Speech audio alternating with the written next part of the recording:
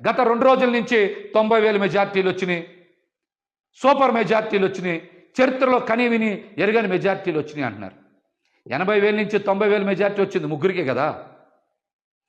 50,000 నుంచి 80,000 లోపు మెజార్టీలు మొత్తం వచ్చింది 27, 28 కదా, అంతే కదా వచ్చినాయి. మిగతా అన్ని చోట్ల కూడా జగన్మోహన్ రెడ్డి గారికి అద్భుతంగా ప్రజలు ఆదరించారు. కానీ ఇక్కడే ప్రజలందరికీ ఒక అనుమానం కలుగుతుంది. మేమందరం కూడా జగన్మోహన్ రెడ్డి గారికి ఫ్యాన్ గుర్తు మీద ఓటేశాం, కూటమికి ఇంత విజయం ఎలా లభించింది అనేటువంటి అనుమానం ఈరోజు ప్రతి ఒక్కరు చర్చ చేస్తున్నారు రాష్ట్రంలో. ఈవీఎంలు ట్యాంపర్ అయినాయా, లేకపోతే కౌంటింగ్లో ఏమైనా పొరపాట్లు జరిగినాయా? ఫలితాలకు ముందు నుంచే వైఎస్ఆర్సీపీ పార్టీ నాయకులు పెద్దలు చాలామంది కోర్టులకు వెళ్ళారు, పొరపాట్లు జరుగుతాయని చెప్పారు. అవేమీ పరిగణలోకి తీసుకోకుండా ఈ రోజున ఫలితాలు బయటకు వచ్చినాయి. ఈ ఫలితాల మీద ప్రజలకు అనుమానం ఉంది. ఈవీఎంలు ట్యాంపరింగ్ జరిగాయేమనేటువంటి అనుమానం ప్రజల మధ్య విస్తృతంగా చర్చ జరుగుతుంది. కొన్ని చోట్ల మనం చూసాం, ఒక్కొక్క ఈవీఎం మిషన్లు లెక్క పెట్టలేదంటే ఇందాక నేను చెప్పే కదా, 4-5 చోట్ల 4-5 ఈవీఎం మిషన్లు కనుక సరిగ్గా లెక్కింపు చేయకపోతే 4,000 ఓట్లు 5,000 ఓట్లు పోతే గత 2 రోజుల నుంచి చూస్తూ ఉన్నాం. జగన్మోహన్ రెడ్డి గారిని ప్రజలు ఆదరించలేదు. అందుకనే ఆయనకి ఓటమి వచ్చింది. కేవలం 11 స్థానాలకే పరిమితం అయ్యారు. భారీ మెజార్టీలు కూటమి అభ్యర్థులకి వచ్చాయని చాలామంది మళ్ళీ విష ప్రచారం, చెడు ప్రచారం చేస్తూ ఉన్నారు. ఇందులో వాస్తవం లేదు. జగన్మోహన్ రెడ్డి గారు ప్రజల కోసం ప్రవేశపెట్టినటువంటి సంక్షేమ పథకాల్లో చాలా వరకు ప్రజలు సంతృప్తి చెందారు. జగన్మోహన్ రెడ్డి గారి వెనక ప్రయాణం చేస్తూ ఉన్నారు. జగన్మోహన్ రెడ్డి గారిని ఆదరించారని నేనైతే వ్యక్తిగతంగా భావిస్తా ఉన్నా. ఈ రోజున మనందరికీ తెలుసు, తెలుగుదేశం పార్టీకి వచ్చినటువంటి ఓట్ల శాతం 45.6, వైఎస్ఆర్సీపీ పార్టీకి వచ్చిన ఓట్ల శాతం 40% ఓట్లు వచ్చినాయి.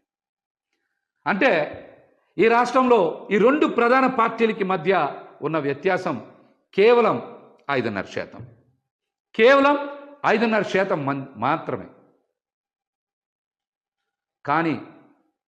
కానీ చాలామంది జగన్మోహన్ రెడ్డి గారికి ఏదో ప్రజల నుంచి ఆదరణ లభించలేదని మాట్లాడుతున్నారు. ఇది కరెక్ట్ కాదు.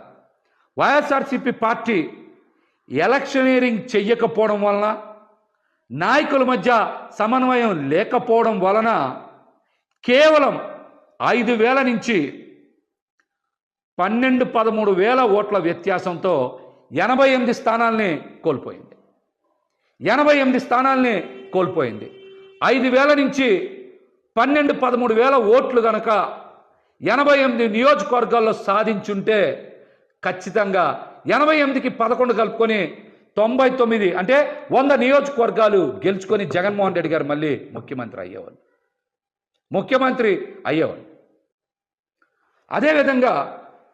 అదేవిధంగా ఇంకొక చిన్నది కనుక యాడ్ చేసుకుంటే, ఓట్ల వ్యత్యాసం కనుక యాడ్ చేసుకుంటే 4-5 వేల ఓట్ల నుంచి 13-14 వేలకి మరొక 3-4 వేల ఓట్లు కనుక కలుపుకుంటే, అంటే 18,000 ఓట్లు కనుక సాధించుంటే మరొక 31 స్థానాలు పెరిగాయి. అంటే 119 స్థానాల్లో వైఎస్ఆర్సీపీ పార్టీ గెలిచేది. ఇప్పుడున్న 11 స్థానాలు కూడా జత కలిస్తే 130 స్థానాలు అయ్యాయి. ఇది కేవలం ఎన్ని వేల ఓట్లు తేడా?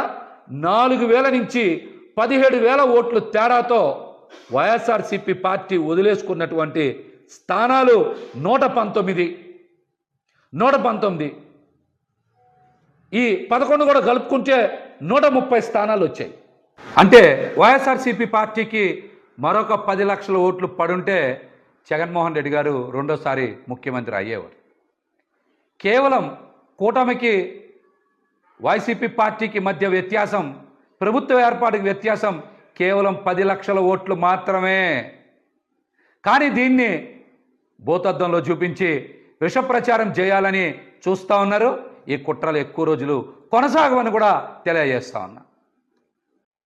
ఇక్కడ నాయకులు ఈరోజు బయటకు వచ్చి జగన్మోహన్ రెడ్డి గారినో లేకపోతే కొంతమందిని బాధ్యులను చేసి బయటకు వచ్చి మాట్లాడుతూ ఉన్నారు. ఇది సందర్భం కాదు. ఓటమి చెంది నిరాశలో ఉన్నటువంటి కేడర్కి, అదేవిధంగా మరొక మారు ముఖ్యమంత్రి అవుతాడని ఆశించినటువంటి ప్రజలకి అండగా నిలవాల్సినటువంటి తరుణం. నాయకులు ఈ విషయాన్ని గ్రహించాలి. కార్యకర్తలకి, ప్రజలకి అండగా నిలవాలి.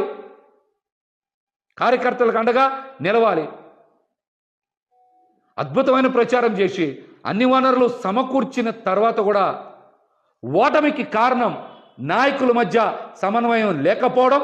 రెండోది, ఖచ్చితంగా ఎలక్షనీరింగ్ చేయడంలో పార్టీ కొంత వెనకబడింది అనేటువంటి అంశం నాకైతే స్పష్టంగా కనబడుతుంది. ఇది నా వ్యక్తిగత అభిప్రాయం. ఇదే నా వ్యక్తిగత అభిప్రాయం. ఎందుకు చెప్తున్నానంటే గత 2 రోజుల నుంచి 90,000 మెజార్టీలు వచ్చినాయి, సూపర్ మెజార్టీలు వచ్చినాయి, చరిత్రలో కనీవిని ఎరగని మెజార్టీలు వచ్చినాయి అంటున్నారు. 80,000 నుంచి 90,000 మెజార్టీ వచ్చింది ముగ్గురికే కదా. 50,000 నుంచి 80,000 లోపు మెజార్టీలు మొత్తం వచ్చింది 27, 28 కదా. అంతే కదా వచ్చినాయి.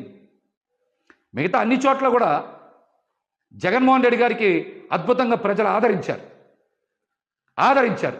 కానీ ఇక్కడే ప్రజలందరికీ ఒక అనుమానం కలుగుతుంది.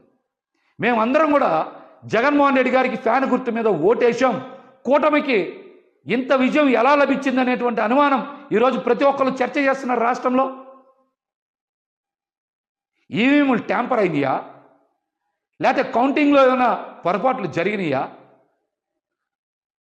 ఫలితాలకు ముందు నుంచే వైఎస్ఆర్సీపీ పార్టీ నాయకులు, పెద్దలు చాలామంది కోర్టులకు వెళ్ళారు, పొరపాట్లు జరుగుతాయని చెప్పారు. అవేమీ పరిగణలోకి తీసుకోకుండా ఈ రోజున ఫలితాలు బయటకు వచ్చినాయి. ఈ ఫలితాల మీద ప్రజలకు అనుమానం ఉంది. ఈవీఎంలు ట్యాంపరింగ్ జరిగాయేమనేటువంటి అనుమానం ప్రజల మధ్య విస్తృతంగా చర్చ జరుగుతుంది. కొన్ని చోట్ల మనం చూసాం, ఒక్కొక్క ఈవీఎం మిషన్లు లెక్క పెట్టలేదంటే ఇందాక నేను చెప్పే కదా, 4-5 చోట్ల 4-5 ఈవీఎం మిషన్లు కనుక సరిగ్గా లెక్కింపు చేయకపోతే 4,000 ఓట్లు 5,000 ఓట్లు పోతే.